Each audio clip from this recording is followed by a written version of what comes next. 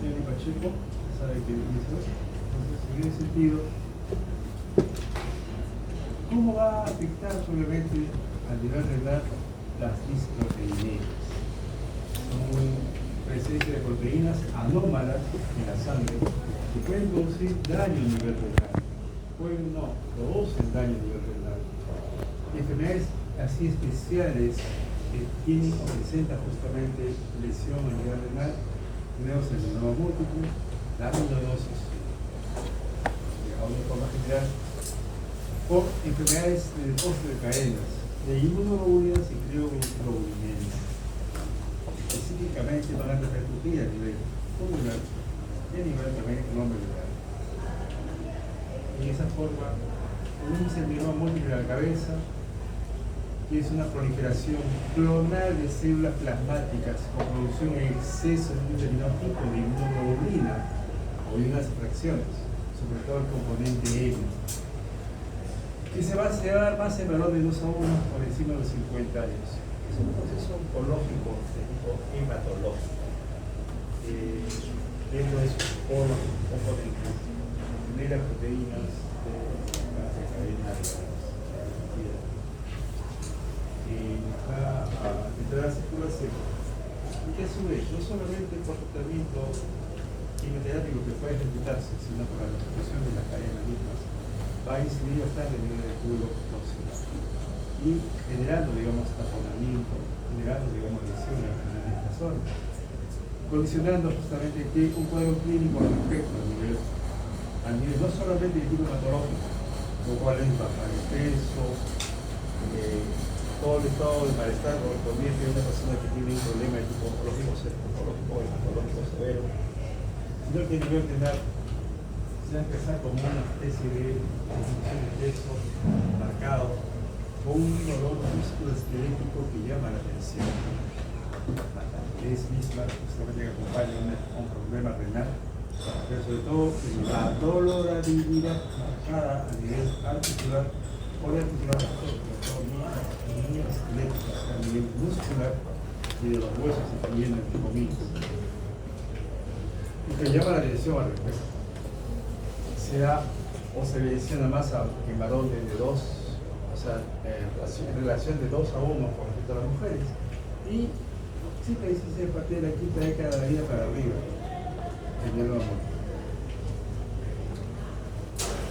Es una proliferación maligna de plasmocitos. Rara en personas menores de 40 años y con afectación un poco mayor en hombres que en mujeres. La clásica triada diagnóstica comprende plasmocitosis medular, mayor del 10%, de mancha de queso se encuentra con un AMO, una aspiración de médula ósea, y abajo podemos ver los plasmocitos fijos justamente el nivel del aspirado medular. Lesiones líticas en los huesos, cualquier placa, en todos los huesos planos y huesos cortos, en ese sentido, digamos, la radiografía tanto de cráneo como de brazos o a vía costal no va a evitar fácilmente por el sacabocado que se va a encontrar, y el componente M en el suero, en orina o en agua.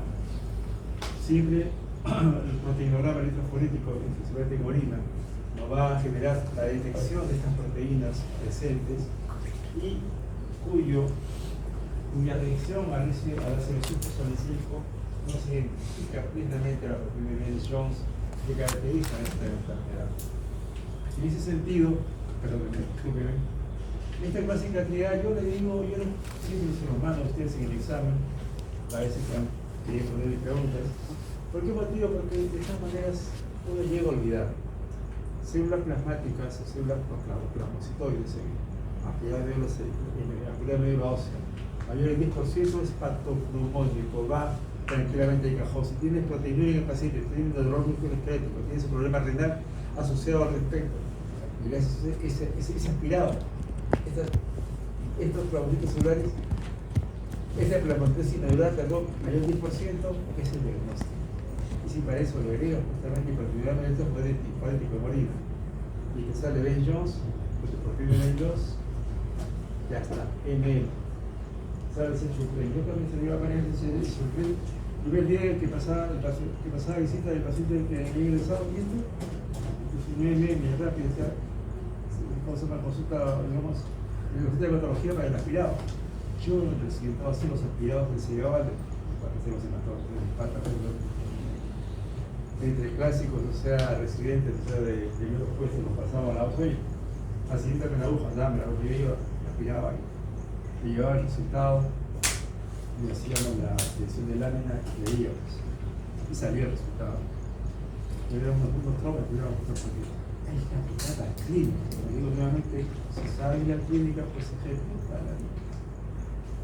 Y es típico, y aún así vienen los pacientes así, de niños, vienen con eso, sobre todo la gran dolor de mirar músculos esqueléticos, pacientes se quejan, que doblan.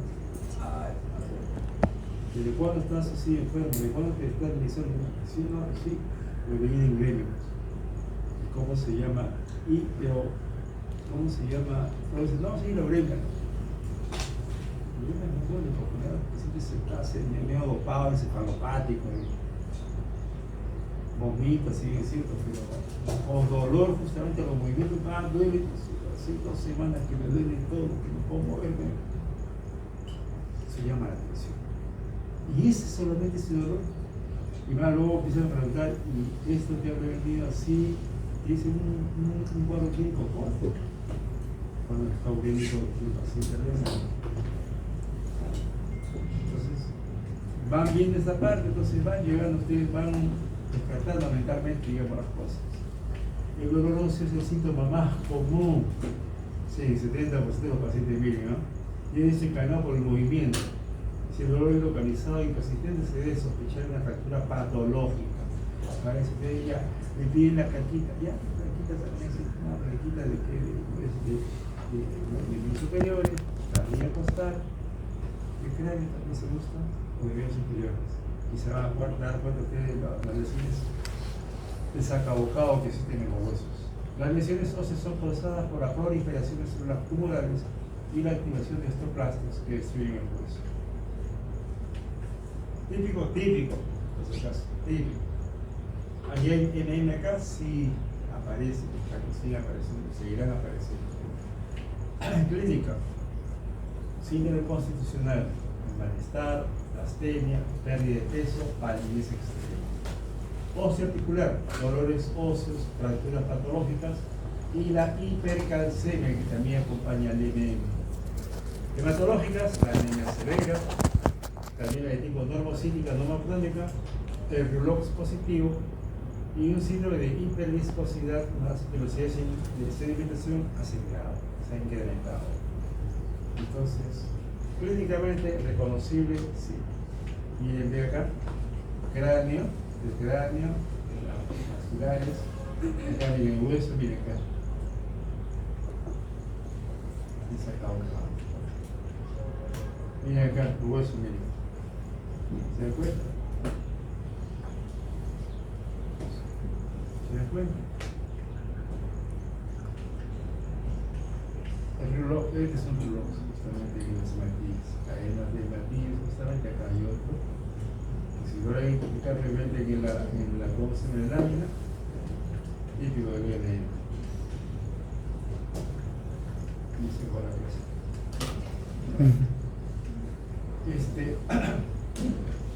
Dentro del MM tenemos justamente que es un trastorno de tipo inmunológico con tendencia o facilita la tendencia a las infecciones.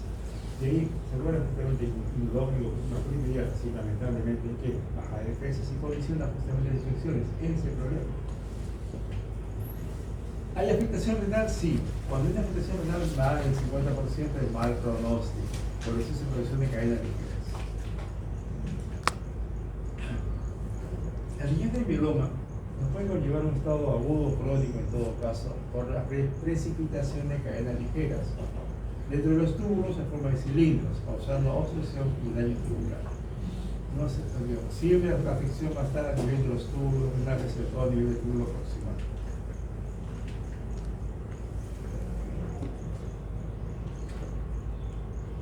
Puede cruzar también ¿cómo se llama? El MM como amiloidosis tipo primario. Es una enfermedad por cadenas ligeras también, producidas en exceso y metabolizadas por macrófagos en pequeños, por definición tropofongos, y el mismo de cadena lambda que nos caracteriza una amiloidosis primaria. Las cadenas kappa, por enfermedades de pacientes de cadenas ligeras, presentes también, y clínicamente el síndrome linfático con causa de la percusión de la función renal. Clínicamente, si vamos a separar lo que es la amiloidosis primaria con la secundaria, la primaria primera generación tipo, digamos,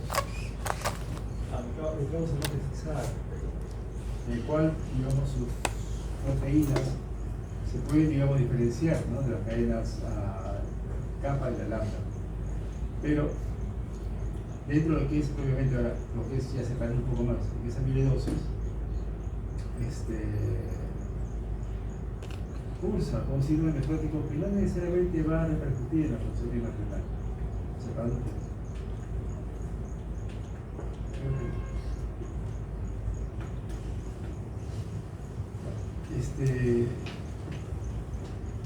En el MM se genera una disfunción tubular. El acúmulo de cadenas ligeras, es lo que les menciono a ustedes, va a generar cierto estado de taponamiento a nivel de ellas, a nivel tubular proximal, y puede haber infiltrado glomerular normal, pero se va a generar una acidosis tubular proximal evidente que va a descompensar al paciente. Esto, unido a la hipercalcemia que se asocia, va a producir vasoconstricción renal, aumentando la toxicidad de las cadenas ligeras y una diabetes insípida nefrogénica, generando poliuria al respecto del paciente. Empieza un desorden a nivel de renal por el mieloma múltiple.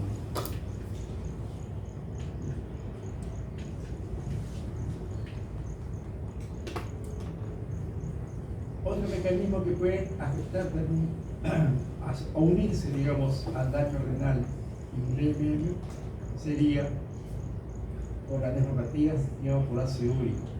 ¿Por qué motivo? Por la lisis celular que va a existir ante el tratamiento que se ejecuta con incremento del ácido úrico sanguíneo. O en todo caso, por la invasión directa del riñón por las células plasmáticas en el EMM y la toxicidad en el tratamiento que recibe. Los quimioterápicos también van a afectar a nivel renal, lamentablemente. Y en todo caso, ante la búsqueda del diagnóstico, el uso del contraste y o, remarco nuevamente, la quimioterapia o los antiinflamatorios va a generar, digamos, que el riñón se afecte y ocasionalmente se puede relacionarse con una hormona de membrana proliferativa o una rápidamente progresiva, llevando al deterioro de lo que llamamos el riñón reumatológico.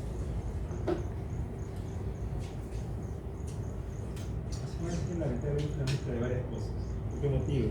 Porque se asocia no solamente la precipitación de las cadenas ligeras a nivel tubular proximal, sino que también se acompaña este cuadro clínico de los cuadros de hipercalcemia y la hiperglucosura, generando justamente mayor daño al respecto por la vasoconstricción persistente que va a existir. Se puede asociar también, si bien es cierto, cualquier neuropatía, pero principalmente se asocia la membrana proliferativa o la rápidamente progresiva. Se habla de la amiloide primaria, de la amilosis primaria, perdón, también que puede presentarse a nivel del riñón y expresarse hasta las proteínas en base a ello. Pero se va diferenciando al respecto justamente porque, digamos, hay unas cositas que identifican justamente al EM, y uno de ellos es el aspirado, célula plasmática mayor del 10%, la proteinuria, o la proteinuria, digamos, o sea, en este caso la proteína multiproteínico con la proteína de Ben-Jones de cajón también. Y la acelera, que también. Bueno, diagnóstico: la detección de la proteína monoclonal, inmunodepresión en sangre o inmunofijación en orina, generalmente la proteína de Ben-Jones, que nos indica una detección de cadenas ligeras en la inmunoglobulina en orina, ¿no? Ahora no más. De hecho, cuando se encuentra justamente es patognomónico también. Pero los hematólogos siempre quieren para ello que se les verifique o certifique con una aspirada médula ósea. Siempre les va a pedir el hematólogo eso. Tiene razón también. Quieren estar al 100% seguro. El método óseo sulfosalicílico es para determinar las proteínas en la primera de Jones en mayor. La aspirada de médula ósea, o sea, la madre de constitución gramáticas y de cajón, eso es obligado. Tratamiento. La búsqueda de la reducción de la producción de cadenas ligeras. El tratamiento clásico es el melphalam, prednisona, una reducción de un 40% de los casos. En pacientes jóvenes, la linketrina, de doxorubicina y el trasplante de médula ósea es lo más indicado. La terminomía también se usa en estos casos.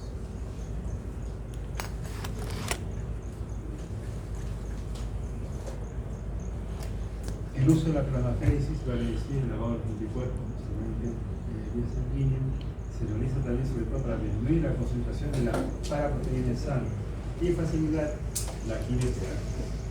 La plasmaféresis se utiliza para facilitar el uso de la quimioterapia, disminuyendo las paraproteínas de sangre por medio de plasmaféresis. Estos especiales que captan justamente los anticuerpos y eso, digamos, disminuye la cantidad de estos anticuerpos a nivel sanguíneo. Corrección de la hipercalcemia. ¿Por qué motivo? Porque también necesita desinfectar el servidor renal y lo puede tapar. La hidratación adecuada es que vamos a tomarle una plaquita, digamos, un contraste justamente, un urotén contrastado para poder visualizar bien si es que ejercicio no hay cálculos al respecto. Entonces debemos quitar esta larga urinaria. Muy bien. Pase, contraste, porque su función rápida está conservadora. Va. Y la preparación lo deshidrata al paciente. ¿Y qué cosas vuelven al paciente? El ácido úrico, el calcio y la cadena lípidas. Todo se confusiona en un tiempo deshidratado, más el contraste. No solamente es endoscopía por contraste, también es endoscopía asociada a toda la precipitación que se está facilitando en la cadena. Cuidado con las indicaciones en ese sentido. Se debe alcalinizar la orina para procurar que estos elementos no precipiten, sobre todo digamos la cadena ligera, pero ahora alcalinizar la orina. ¿Qué dijimos nosotros con respecto a cómo se llama? ¿Qué dijimos ayer con respecto? Bueno, ayer fue digamos, con respecto a alcalinizar, digamos, la alcalina en condiciones. Que los cristales de calcio se precipitan más fácilmente, ¿verdad? Entonces, cuidado. ¿Por qué motivo? Porque estamos en un rango en el cual tengo más de 25 para hacer. Diurético de asa sin interrogación, porque puede también ayudar a precipitar las cadenas ligeras a nivel tubular proximal. Recuerden que todo diurético que se lo produce es diurético de asa.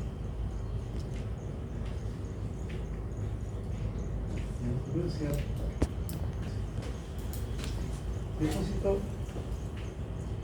Estas son proteínas biliares, son proteínas que van a aparecer, digamos, en diferentes estadios y condicionados por uno, el primario, el hepático, el secundario es proveniente de procesos quizás infecciosos crónicos que van a facilitar justamente esta presencia de estas proteínas que son cadenas de inmunoglobulinas. En la primaria es el amiloide A, proteína de la amiloide A. La secundaria es la beta-2 microglobulina, sobre todo de tipo renal. Y en la asociada a diálisis, proteína de la proteína asociada a diálisis. Y la amiloide B, en la enfermedad de Alzheimer y síndrome de Down. Entonces, la amiloidosis primaria es el amiloide, la proteína amiloide A, la cual va a identificarse en todo caso en su examen o su evaluación.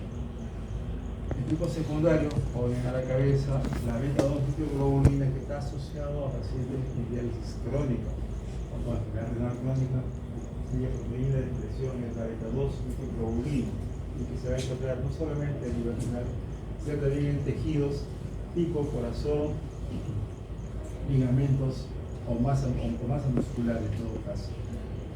Y la proteína de la amiloide B que está asociado a la enfermedad de Alzheimer y síndrome de Down. Se va a reñir el ojo combo con la anticoagulina T. Se va a reñir el ojo combo y eso nos va a dar también el diagnóstico que se va a diferenciar fácilmente al respecto.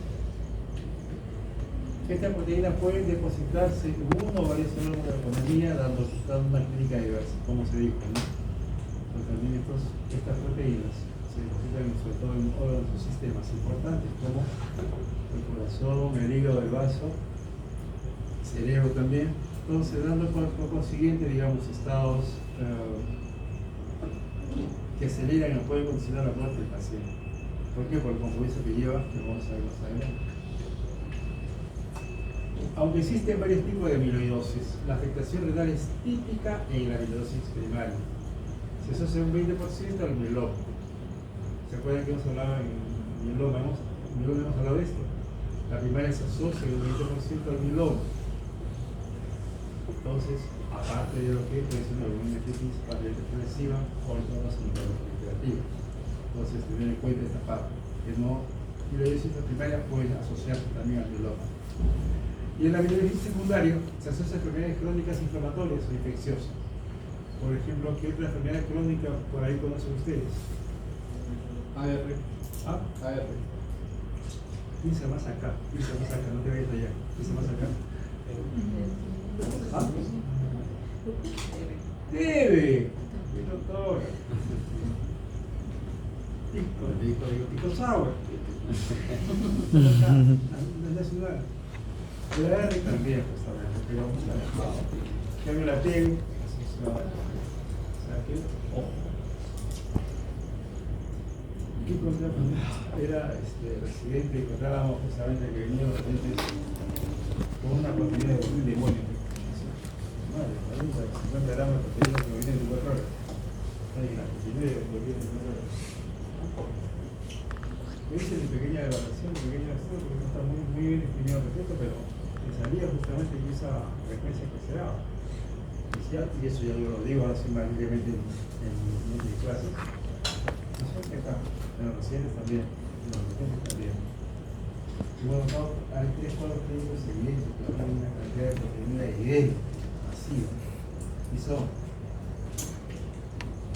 amiloidosis, proteína ya evidente, marcada, 30, 40, 50, amiloidosis renal.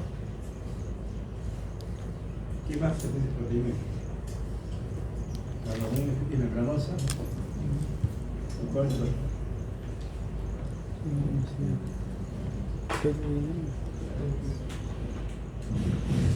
¿Qué se pasa acá? Diabetes. Me pasa cuando empiezo acá las ciertas. Diabetes. 3 cuadros clínicos que son así evidentes. De cajón, tiene gran cantidad de proteínas. Amiloidosis secundaria, se asocia a enfermedades crónicas inflamatorias. ¿Qué encontramos? Justamente de que había pacientes que venían de tremenda cosas membranosa, no creo que sea, y tiene 60 años. La membranosa, bueno, puede ser paciente de 20, 40 años. Y se me ocurrió preguntar, enfermedades así de jóvenes, de chicos que no saben nada. Tuberculosis me cae en la cabeza. Tuberculosis, tratamiento recibió justamente cuánto tiempo recibió tratamiento. 5 meses, pero completo. Ya, es una evolución que está mal llevada. Y esta cronicidad se pasando casi desapercibido. La final que pasaba. No dije, esta era mía. Yo no sabía esa la de todo.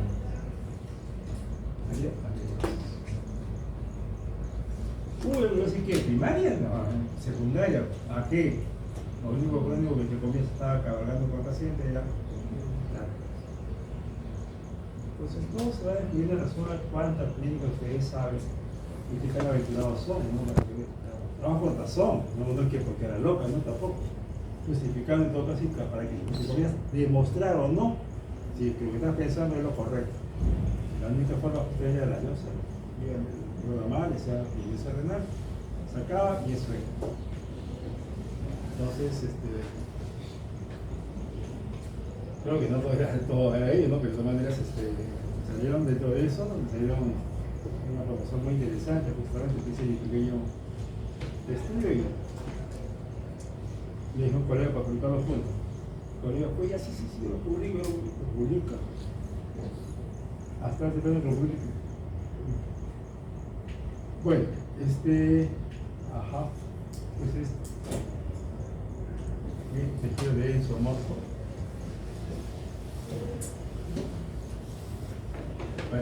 Para la redonda bastante hinchada, justamente acá, miren, ¿ven? Tejido denso, justamente, una vela con luz nuclear, justamente, pero iniciado también por lo que es toda la parte interna de lo que es el glomérulo. ¿Cómo se llama? Esta imagen, digamos, oculta, digamos, ocultita, que rodea la membrana glomerular, en todo este caso, está muy separado este espacio, digamos, el espacio binario, obviamente, digamos, está implementado acá.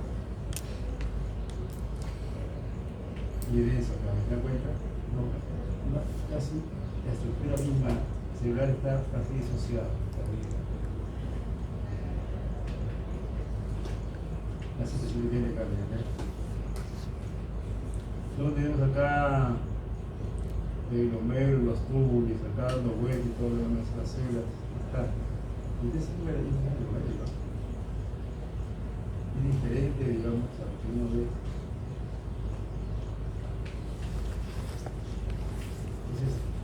El riñón, el otro riñón. ¿Es un riñón que moviste o no? ¿Dónde ven ustedes acá corteza, médula, túbulos? ¿Se dan cuenta? Es una masa que está abarcando, una masa amorfa, amiloide que está abarcando el tejido renal. ¿Dónde ven ustedes la estructura de los glomérulos, la médula y todo lo demás? Amiloidosis. De ahí en la hoja para sacar esto. La invitación a decirlo yo ya abierto en todo caso. Ahora se dan cuenta. El corazón, miren ustedes. ¿Dónde están las pastillas? Justamente acá está la ventana interna, acá está la masa miocárdica del corazón. Otra diaformia, el séptimo, acá diaformia totalmente. Y las cavidades. Hay amiloidosis cardíacas.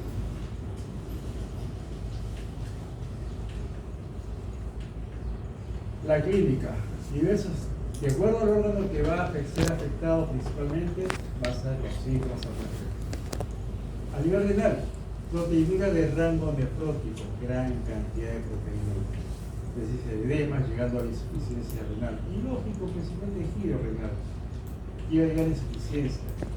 Puede el depósito amiloide encontrarse también en vasos o tubos, así es estructural. Y a veces necesita nefrogénica también, porque hay un desorden total a nivel de la arquitectura renal.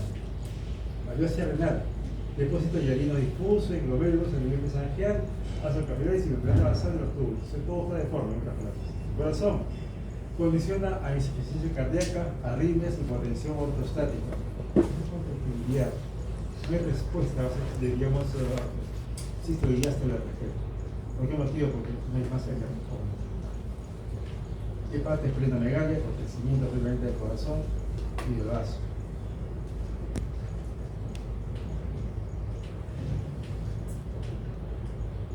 Es el síndrome de túnel del carpo. Este es característico del paciente renal que a ver, no pueden luego hacer puño. No pueden hacer eso. Si quedan así no van a sacar. ¿Por qué motivo? Recuerden ustedes que acá hay un ligamento, que es el ligamento anular del carpo. Entonces, el ligamento anular del carpo rodea justamente a los tendones, tanto los flexores como los tensores. Haciendo que, bueno, no se escape, no que hay un orden y todo lo que puede hacer la fuerza correspondiente. Pero ¿qué ocurre? Cuando esto crece, se engruesa. El ligamento crece, se engruesa. ¿Y qué cosas? Ahorca solo. Pero no son los tendones. Pueden que debajo del tendón incluso hay los vasos y los nervios. Condicionando no solamente anestesia, también hipoperfusión vascular a nivel periférico, los dedos. Generan isquemia prolongada, isquemia digamos distal. pasando dolor. El paciente se queja, doctor, no puedo cerrar la mano, me duelen los puntos de los dedos, me duelen los puntos de los dedos. Si me adormece, no puedo, digamos, mover casi los dedos. Ahorca justamente a la mano. Neuropatía periférica. Diagnóstico por biopsia en los órganos afectados. La biopsia de hígado o riñón permite el 90% del diagnóstico. También se puede biopsiar la grasa abdominal, rectal, médula ósea o gingival, ¿no? O sea que nos dice, si bien es cierto, la biopsia de los órganos afectados, que es más directa en todo caso, da el 90%, uno puede valorar justamente qué tanto hacer biopsia o no, pudiendo adelantar en todo caso hacer una biopsia periférica, en este caso a nivel de grasa abdominal, o a nivel de grasa rectal, o a nivel de la gingiva.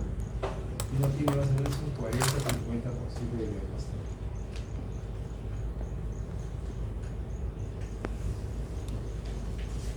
En la biopsia primaria, la electroforesis en sangre y orina permite detectar cadenas ligeras en exceso de carácter monoclonal.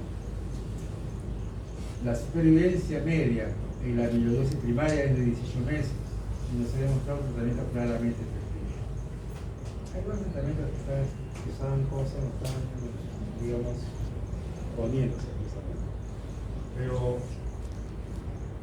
nada determina, nada revierte precisamente el estado de amiloidosis. En ese sentido, me abstengo de poder comentar un poquito más al respecto. Pero que detectado una amiloidosis primaria, 18 meses, no se ha demostrado tratamiento realmente efectivo, bueno, no se olviden de eso. Yo no lo puedo olvidar porque soy una paciente también en el recorrido.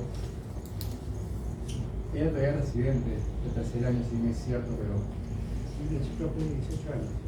Guapa, guapísima. Pero como antes no había mucho problema en ingresar al hospital porque no había la computadora y los límites al respecto de poder quién puede hacer ¿no? La carta de referencia, se llama así carta de referencia. Entonces, y quería volver a seguir el hospital, se evaluaba, pues, y yo pedía, ¿no? Si decía pasar por Isla Pista, decía que tiene conocimiento. No sé cómo llegó a mi teléfono, no sé cómo llegó a consultar a mí. Y da, porque como se llevaba mail, hipertensión básicamente. Hipertensión, bueno, 18 años, hipertensión, bueno, que sea maldición. Y básicamente, primero función renal, dentro de eso la orina. Y dentro de la orina contiene cierto grado proteinúrico. Y dijo, bueno, ¿no? O sea, si me hiciste 1 gramo, pero para 18 años 1 gramo, mejor es la biopsia renal, porque de todas maneras la señal está saliendo resultados negativos, no hay ningún antecedente al respecto.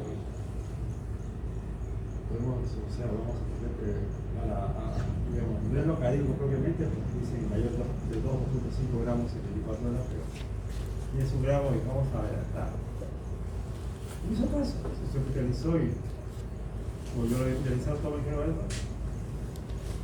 A partir de la especie de como se en sala, y salió amiloidosis.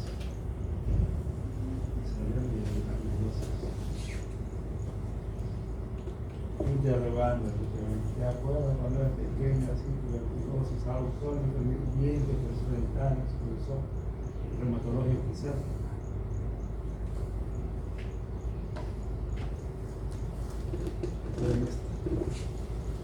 ¿Quién es Andrés Caillina? Si no, eso de ti, no son viven allá.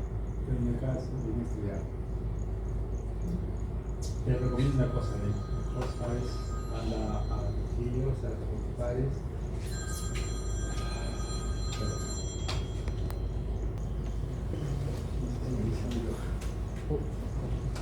Esa es la que no respondo. Te puedo cortar la llave. Y digo, no, sabe requerir de una forma. También es médico, pero el médico también. Bien, que vaya a decir que entonces, cuando uno dice la biopsia a uno, le tiran diagnóstico que todo le agarra feo.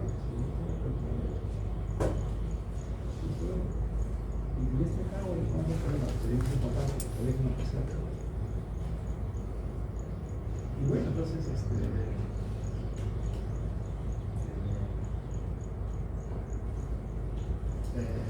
dice claramente que no hay problema, porque si nació acá, estaría en otro lado, y si no, te voy a dar el teléfono porque no está en Francia, porque es una impresión, porque va a Francia. Lo voy a hacer ahí, la que sería también allá. Bueno, terminé la residencia, los chicos se pueden trabajar a mi tío.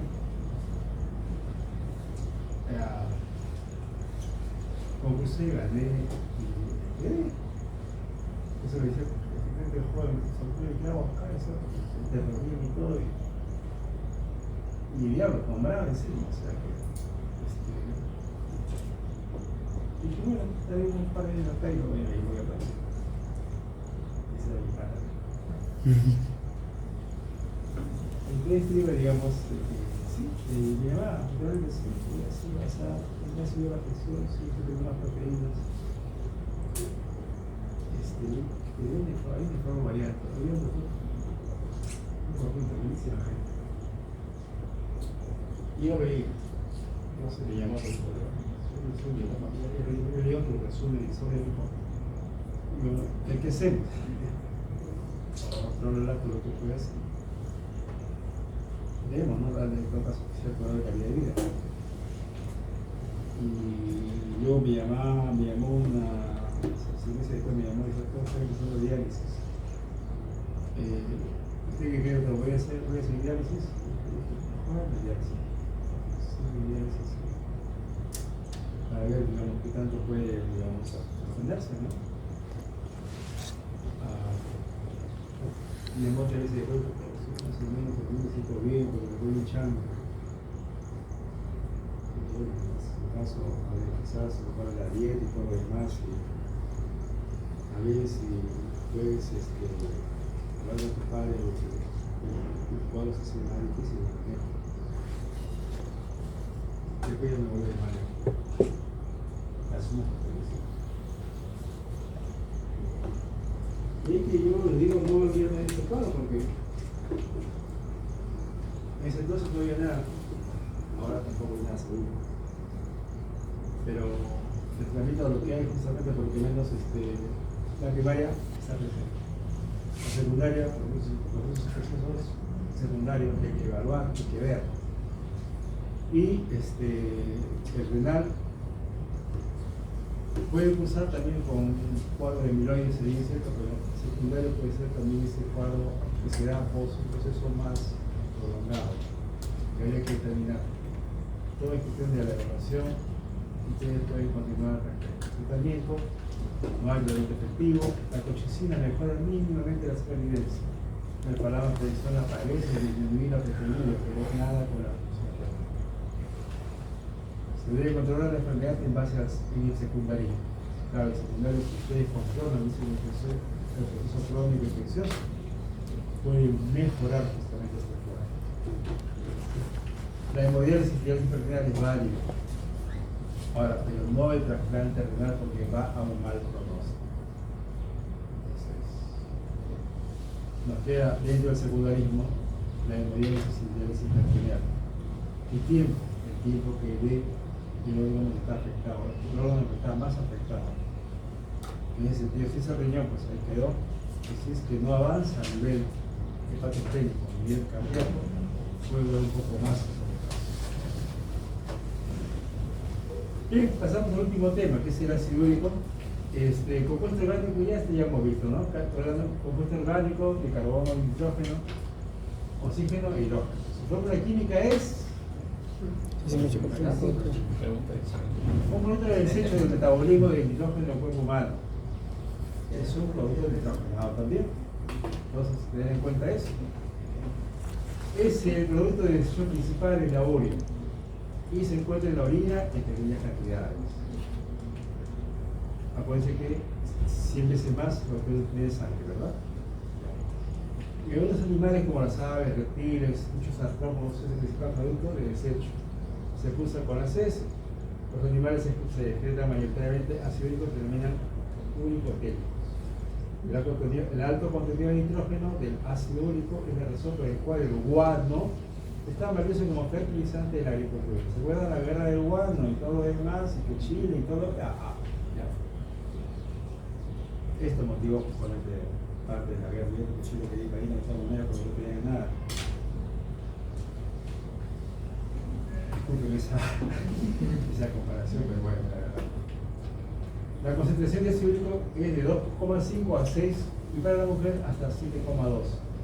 No, 7, para el otro. Ah, 7,2, sí. De 2 a 4, de 2 a 6, entre los dos. La saturación de ácido úrico en la sangre humana puede dar lugar a un tipo de cálculos renales. ¿Se acuerdan que hemos hablado de los cálculos renales? La llamada nefrolitiasis, cuando el ácido cristaliza en el riñón, sobre todo en un medio ácido. Cuando el medio ácido, el pH es menor de 5.6 milímetros de pH. Entonces, a tener cuidado con un ácido cuando la orina es ácido. El aumento de los niveles de ácido úrico en sangre puede estar relacionado con gota, o sea, simplemente una hiperuricemia que presenta algunos síntomas anteriores o puede ser asintomático. Los que comen sobre todo alta cantidad de proteínas, alta cantidad de carne roja, alta cantidad de eso y mamíferas, tienen la posibilidad de tener el ácido úrico elevado. Sin embargo, cuando mayor es el aumento de ácido úrico en sangre, mayores son las posibilidades de padecer afecciones renales, artríticas, etc.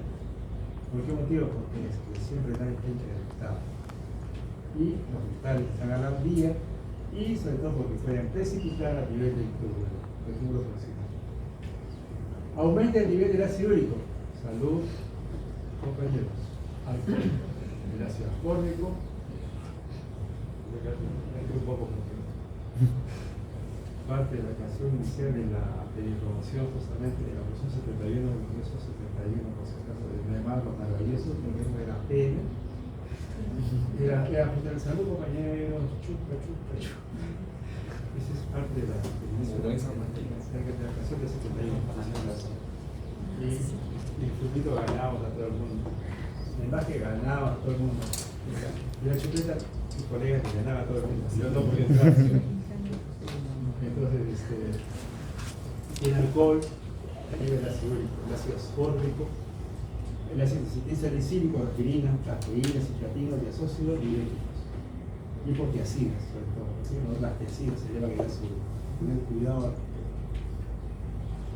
Aumenta también el ácido úrico, las epinefrinas, el caputol. ¿Qué es el caputol? Tratamiento para TBC. ¿Qué cosa?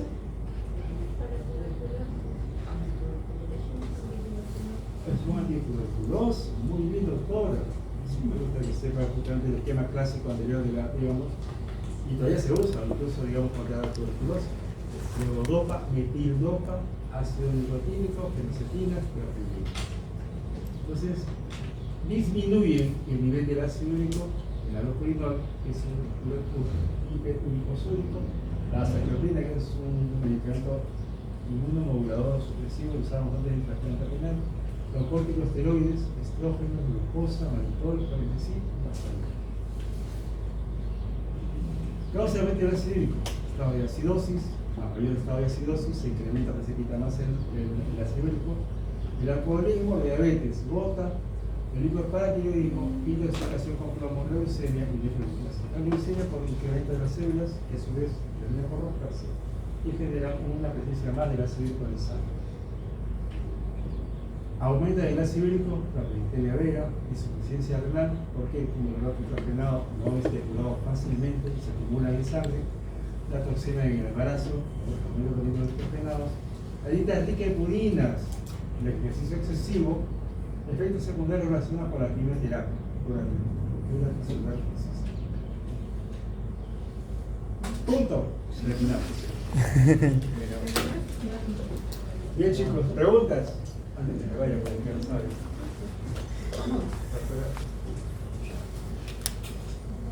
¿Preguntas, por favor?